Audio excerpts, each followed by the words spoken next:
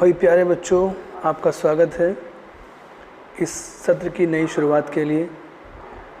पिछले लेक्चर में हमने ये पढ़ा था कि ए फेलो ट्रैवलर, जो चैप्टर नंबर 2 है आपके यहाँ प्रेस्क्राइब्ड, उसमें किस तरह से राइटर का हम सफ़र फेलो ट्रैवलर एक मच्छर बन जाता है, किस तरह से वो उसे मारने का प्रयास करता है और हर संभव प्रयास करता है लेकिन उसे मार नहीं पाता है।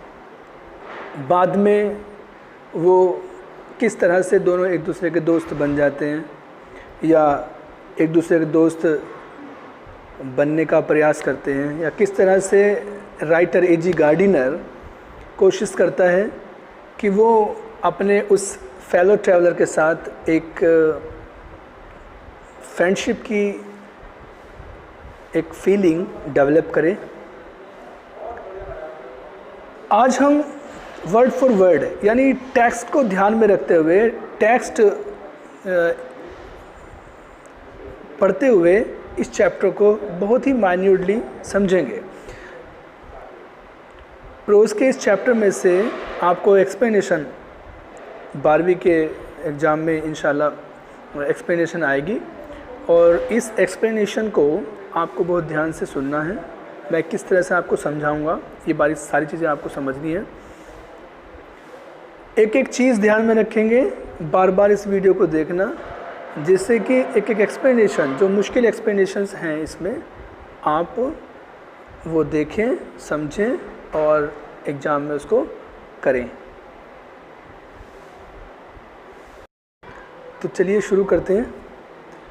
चैप्टर नंबर 2, प्रोज में हमारा चैप्टर नंबर 2 है ए फेलो ट्रैवलर, और लिखा है इसको एजी गार्डिनर। ए मतलब अल्फ्रेड, जी मतलब जॉर्ज, और गार्डिनर इनका नाम था। अल्फ्रेड जॉर्ज गार्डिनर इनका पूरा नाम हो जाता है। इन्होंने एक चैप्टर लिखा ए फेलो ट्रैवलर। ए का मतलब एक, और फेलो मतलब साथी, और ट्रैवलर का मतलब होता है यात्री, एक साथी यात्री। यानी जैसे मान लीजिए हम लोग बस में, ट्रेन में या कार में सफ़र करते हैं, जो लोग हमारे साथ में सफ़र करते हैं उनको हम फेलो ट्रैवलर्स कहते हैं। उनको उर्दू में हम सफ़र कहते हैं और हिंदी में हम कहते हैं इसको सहयात्री। चैप्टर नंबर 2 है आपका ये, और ये शुरू हो जाता है, देखिए यहाँ से, I do not know which of us got into the carriage first. मुझे नहीं मालूम हम में से कौन पहले इस कैरियज में, कैरियज जिस डब्बे में, जिस ट्रेन के डब्बे में वो सफ़र कर रहे थे एजी गार्डिनर, इसकी कहानी मैं आपको पहले बता चुका हूँ। इस ट्रेन के डब्बे में हम दोनों में से, यानी मुझ में से और मेरा जो फेलो ट्रैवलर था, कौन पहले आया था मुझे नहीं पता, लेखक कह रहे हैं। इंडीड, वास्तव में, I did not know he was in the carriage at all for some time. और कुछ समय तो, कुछ वक्त के लिए तो मुझे ये भी नहीं पता चला कि वो उस कैरियज में था भी या नहीं। It was the last train from London to our Midland town, a stopping train, an infinitely leisurely train, one of those trains which give you an understanding of eternity. किस तरह की ट्रेन थी ये? It was a last train from London to our Midland town. London शहर, दुनिया का सबसे बड़ा शहर, इतना बड़ा शहर कि उस शहर के अंदर ही एक जगह से दूसरी जगह जाने के लिए ट्रेन चलती हैं। जिस ट्रेन में एजी गार्डिनर बैठे थे, वो ट्रेन एक स्टॉपिंग ट्रेन थी, यानी अगर हम अपनी भाषा में कहें, हमारे देश की भाषा में कहें, तो ये एक पैसेंजर ट्रेन थी। और ये ऐसी पैसेंजर ट्रेन जो आपको बिल्कुल खालीपन का एहसास दिला देती। यानी जैसे हमारे यहाँ पैसेंजर ट्रेन्स चलती हैं, हमारे यहाँ की पैसेंजर ट्रेन्स ऐसी होती हैं कि बस एक बार टिकट ले लो और बैठ जाओ और भूल जाओ कि आपको कब अपने डेस्टिनेशन, अपनी मंजिल पर पहुंचना है। अगर वो 2 बजे पहुंचने वाली है तो आपको पता नहीं 2 बजे पहुंचेगी या 4 बजे पहुंचेगी या 6 बजे पहुंचेगी। दिन में पहुंचने वाली ट्रेन रात को पहुंच जाती है। यानी ये एकदम पैसेंजर ट्रेन थी, लीजरली ट्रेन थी, बिल्कुल फुर्सत वाली ट्रेन थी। इसमें कोई ज़ोर ज़बरदस्ती नहीं थी कि ट्रेन जल्दी पहुंचेगी या देर से पहुंचेगी। ये एक लास्ट ट्रेन थी और इस ट्रेन में एजी गार्डिनर सफ़र कर रहे थे। It was tolerably full when it started. जब ये स्टार्ट हुई थी, जब ये ट्रेन शुरू हुई थी, तो ये बिल्कुल खचाखच भरी हुई थी। यानी टॉलरेबल कहते हैं सहन करने योग्य, यानी उस ट्रेन में इतना तो स्पेस था कि हम खड़े हो सकते थे, हम सहनीय अवस्था में थे जब ये शुरू हुई थी। But as we stopped at the suburban stations the travellers alighted in ones and twos. लेकिन जैसे जैसे हम लंदन के बाहरी इलाकों के स्टेशंस पर आए तो यात्री एक एक दो दो करके ट्रेन से बाहर निकलने लगे। इसमें एक फ्रेज आई है अलाइटेड इन। अलाइट का मतलब ट्रेन या बस के सफ़र, जब मान लीजिए ट्रेन या बस में हम सफ़र करते हैं तो ट्रेन या बस या कार वगैरह से ज़मीन पर नीचे उतरने के लिए हम अलाइट का इस्तेमाल करते हैं। ये आपको 2 नंबर का मल्टीपल चॉइस क्वेश्चंस आते हैं और उसमें ये फ्रेज ज़रूर आती है, आप इसको अंडरलाइन कर लेना ज़रूर। आप इसको, क्योंकि उसके लिए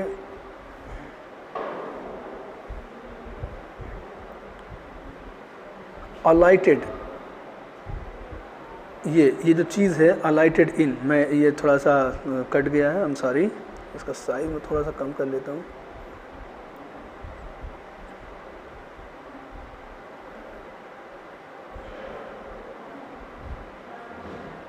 ये इसका ध्यान आप रखेंगे। अलाइट इसमें बहुत ज़्यादा आता है। बाय द टाइम, लेकिन जैसे ही हम by the time when we had left the outer ring of London behind, I was alone, or rather I was alone। लेकिन जैसे हम लंदन के बाहरी क्षेत्र, बाहरी क्षेत्र की तरफ आए, यानी लंदन शहर से हम बाहर निकले, लंदन को हमने पीछे छोड़ दिया, तो I was alone, तो मुझे लगा मैं अकेला था। और rather I thought I was alone, या मुझे ऐसा लगा कि मैं सोच रहा था कि मैं अकेला था।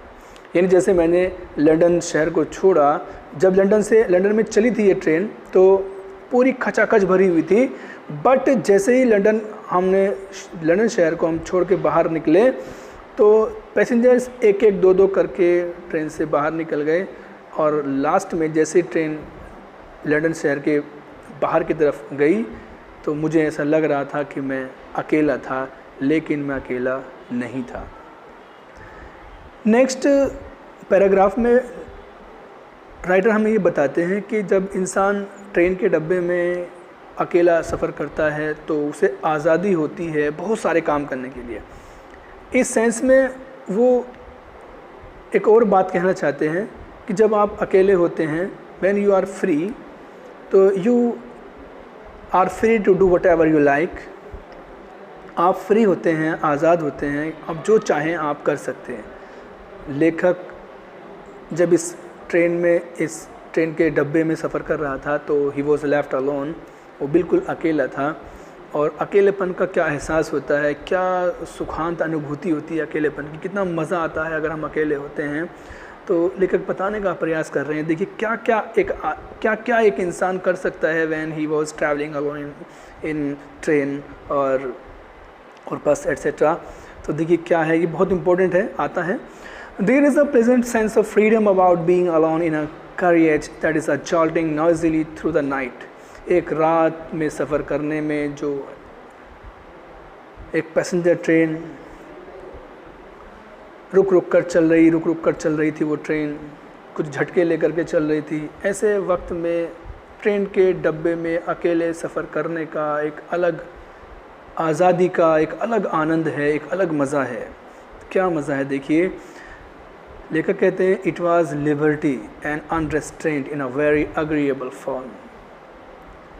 जब इंसान अकेला रहता है सफ़र करते हुए, अकेला सफ़र करता है इस ट्रेन के डब्बे में, तो वो कहता है कि ये एक आज़ादी होती है हमें, हमें आज़ादी होती, लिबर्टी होती है, हमें, हम कुछ भी कर सकते हैं, अनरेस्ट्रेंट, कोई हमें रोकने टोकने वाला नहीं होता है। You can do anything you like, आप जो चाहे कर सकते हैं। You can talk to yourself as loud as you please, आप अपने आप से बात कर सकते हैं, इतना ज़ोर से कर सकते हैं जितना आप चाहें, and no one will hear you, और कोई आदमी आपको सुनेगा ही नहीं, कोई आदमी आपका प्रोटेस्ट ही नहीं करेगा। You can have the argument, you can have that argument out with Jones and roll him triumphantly in the dust without fear of counter stock. आप एक, ये जॉन काल्पनिक नाम है, यानी आप किसी को से नफरत करते हैं या किसी को भी आप इमेजिन कर सकते हैं। आप सपोज करिए आपका दोस्त या आपका दुश्मन आपके सामने खड़ा है, आप उसको गालियाँ दे सकते हैं, आप उसको गुस्से में उससे बात कर सकते हैं, आप उस पर झल्ला सकते हैं, आप उस पर बरस सकते हैं और उसको पीट सकते हैं आप, और उसको ट्रम्फेंटली खूब जीत महसूस करते हुए उसको डस्ट में यानी धूल में मिला सकते हैं, without fear of counter stock, बिना इस डर से कि वो वापस भी हमें मारेगा, काउंटर स्टॉक करेगा। यानी हम किसी भी व्यक्ति को मार सकते हैं बिना ये डर के वो भी वापस मारेगा, क्योंकि अगर वास्तव में कोई व्यक्ति सामने है और हम उससे लड़ाई कर रहे हैं, हम उसको मार रहे हैं, तो जाहिर सी बात है अगर हम एक घूंसा उसको मारेंगे तो जाहिर सी बात है वो कम से कम एक ज़रूर मारेगा, दो हम मारेंगे, हो सकता है कमज़ोर भी है तो एक ज़रूर मारेगा, और ज़्यादा अगर कमज़ोर है वो तो कम से कम हमें बुरा भला शब्दों से गालियाँ ज़रूर दे सकता है। लेकिन when you are left alone in compartment and you are traveling in bus alone, there is nobody there, then आपके सामने कोई भी स्ट्रोक मारने वाला, कोई भी वापस काउंटर स्ट्रोक करने वाला वापस कोई नहीं होगा। आप जिसे चाहे गालियाँ दे सकते हैं, जिसे चाहे आप मार सकते हैं। आगे लेखक कहते हैं कि you can stand on your head and no one will see you, आप अपने सर के बल खड़े हो सकते हैं, कोई आदमी आपको देखेगा नहीं।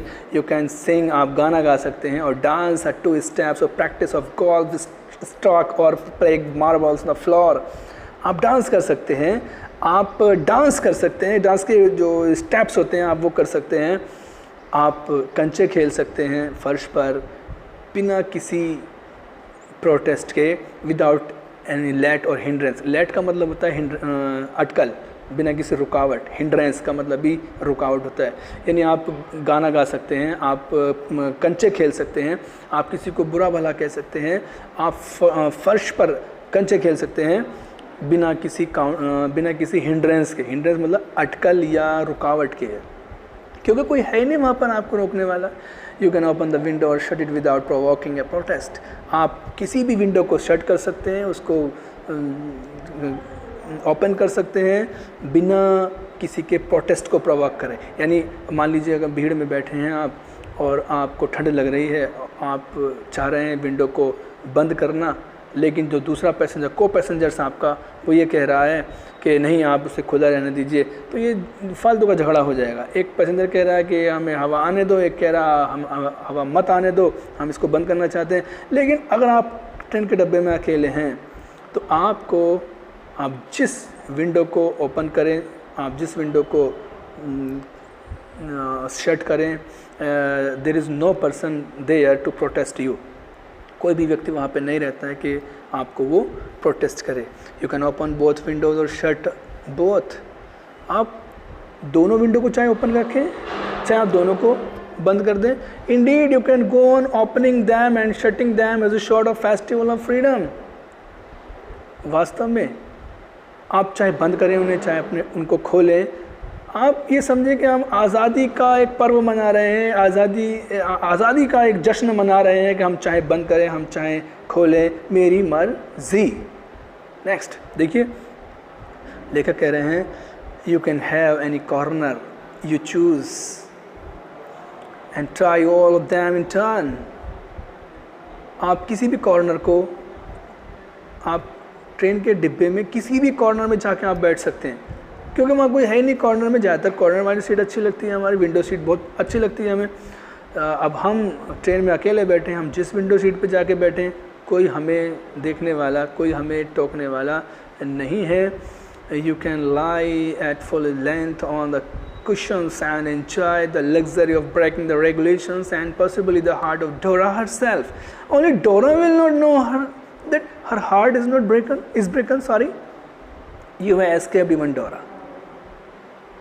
Point is, आप किसी भी कॉर्नर में जा सकते हैं और जिस भी खिड़की विंडो पर आप बैठ सकते हैं। आप जिस कुशन पर बैठना चाहें, जिस सीट पर लेटना चाहें, आप लेट सकते हैं। और इंग्लैंड के अंदर एक नियम, एक कानून है डोरा, DORA। इसकी फुल फॉर्म आ जाती है नॉर्मली। DORA का मतलब होता है defence, D for defence, O for of, defence of, realm, R for realm, REALM, realm act, ACT act, defence of realm act. ये जब मैं PDF आपको भेजूंगा उसमें से आप चेक करना। डिफेंस ऑफ रियलम एक्ट, 2 बार मेरे साथ बोलो, defence of realm act. Defence सभी बोलेंगे जो इस चैप्टर को पढ़ रहे हैं। Defence of realm act, defence of realm act. ये एक कानून है, जैसे हमारे यहाँ बहुत सारे कानून होते हैं, जैसे आतंकवाद निरोधक कानून है, पोटा है, जैसे NSA है, नेशनल सिक्योरिटी एक्ट होता है हमारा। मतलब ये ऐसे कानून हैं, अगर यहाँ पर हम इनको वायलेट करते हैं तो हम तिहाड़ जेल में हमको पुलिस बंद कर देगी और ज़िंदगी भर तक, संभवतः ज़िंदगी भर तक हम जेल से बाहर नहीं आ सकते। लेकिन अगर आप अकेले बैठे हैं, अकेले किसी भी ट्रेन में, डब्बे में अकेले बैठे हैं, आप सफ़र कर रहे हैं, तो आप किसी भी कानून का वायलेशन कर सकते हैं। ये आज़ादी है हमारी, कोई पुलिस नहीं है वहाँ पर देखने वाली, कोई विरोध करने वाला है नहीं वहाँ पर। तो ये एक आज़ादी है, ये एक मज़ा है, ये एक मज़ा है आज़ाद रहने का, एक मज़ा है फ्री रहने का, एक मज़ा है ये अकेले रहने का। देखिए A.J. गार्डिनर के लिए कुछ भी लिखना बहुत मुश्किल नहीं था। A.J. गार्डिनर के लिए किसी भी सब्जेक्ट पे लिखना बहुत आसान था। इन्होंने देखो एक छोटी सी चीज़, एक बार सफ़र कर रहे हैं, ये एक ट्रेन में सफ़र कर रहे हैं, एक मच्छर के साथ एनकाउंटर होता है और उसको इतना इंटरेस्टिंगली उन्होंने बना दिया है अपने इस चैप्टर को कि कोई दिक्कत ही नहीं हो पा रही, कहीं भी एकदम इंटरेस्ट कहीं भी लूज़ नहीं हो रहा है। तो राइटर ये कहना चाह रहे हैं कि आप डोरा, डिफेंस ऑफ रियलम एक्ट, जो इंग्लैंड में बहुत बड़ा कानून है, उसको अभी वायलेशन कर सकते हैं, उसका उल्लंघन कर सकते हैं और बिना खुद डोरा को नहीं पता लगेगा कि किसी ने उसको वायलेट किया है और आप डोरा के शिकंजे से भी बच जाएंगे। आगे देखिए,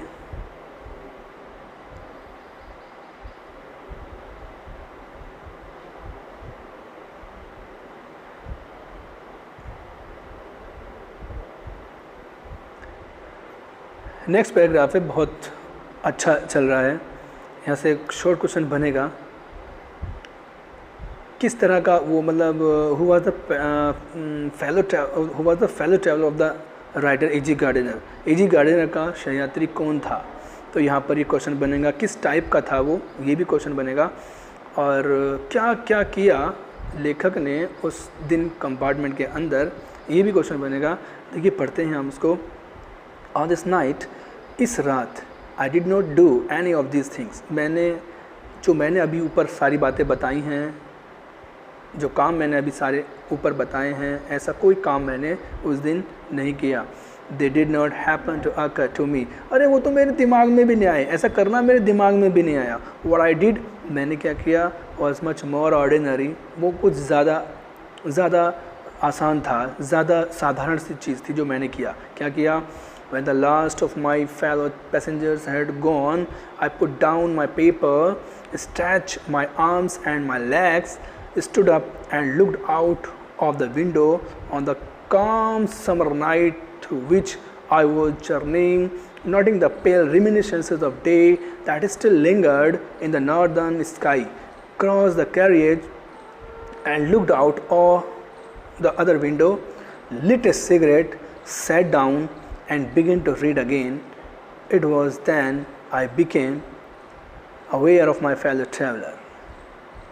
क्या किया मैंने? देखिए मैंने क्या, इस रात मैंने ऐसा कोई भी काम नहीं किया जो काम मैंने आपको पीछे ऊपर वाले चैप्टर में मैंने पैराग्राफ में मैंने बताए। देखिए मैंने क्या किया, मैंने किया जब मेरे सारे पैसेंजर्स चले गए, जो मेरे को पैसेंजर्स थे, जो मेरे साथ ट्रैवलिंग कर रहे थे, जब वो ट्रेन से एक एक करके सब चले गए तो मैंने क्या किया, अपना न्यूज़पेपर मैंने रख दिया, एक साइड में रख दिया।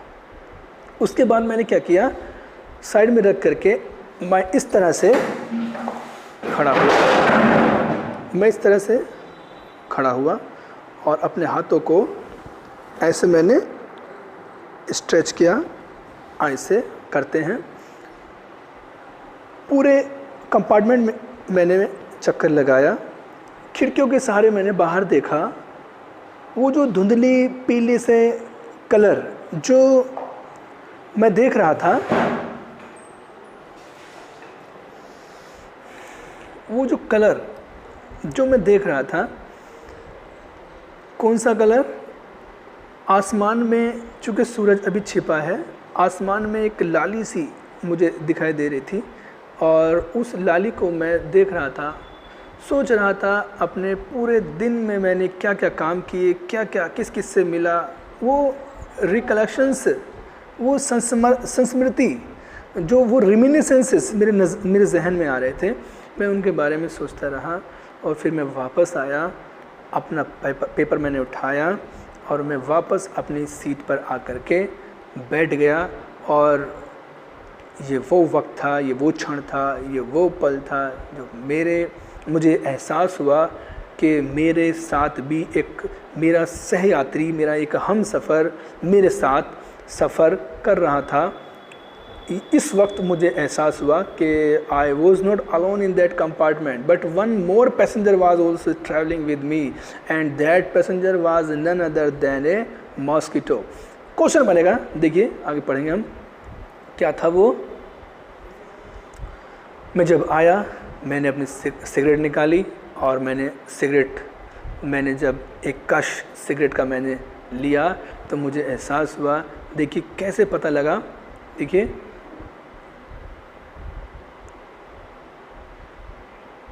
He became and sat on my knows, वो आया और आकर के मेरी नाक पर बैठ गया। तब मुझे पता लगा कि some more passenger was also travelling with me. क्या? With me when it came and sat on my nose, जब वो आया और बैठ गया मेरी नोज़ पर।